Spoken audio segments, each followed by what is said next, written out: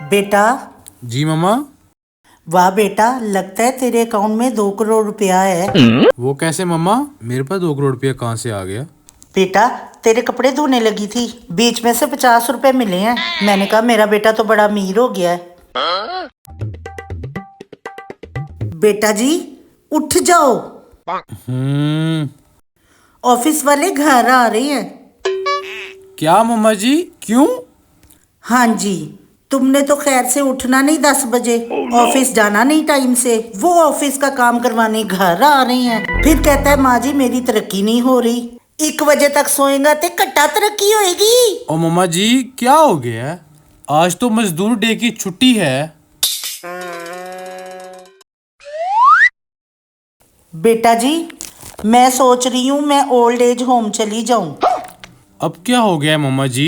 तुझे तो मेरी फिक्र ही नहीं है। 1 हफ्ते से एसी खराब है, गर्मी में सो रही हूँ, बुरा हाल हो गया मेरा। ओहो मम्मा जी, क्या हो गया? मुझे बताती तो सही, मैं अभी फोन करता हूँ, वो आके ठीक कर देता है एसी। चल ठीक है।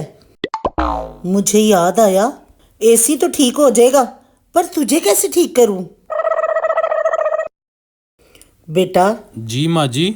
मैं सोच रही हूँ जो गांव वाली हमारी जमीन है वो तेरी फुफो के नाम कर दूं। माँ जी, एक ही जमीन है हमारे पास, मेरे बच्चे क्या देखेंगे? तेरे बच्चे होंगे तब ना, जब शादी होगी तब बच्चे होंगे तब देखेंगे।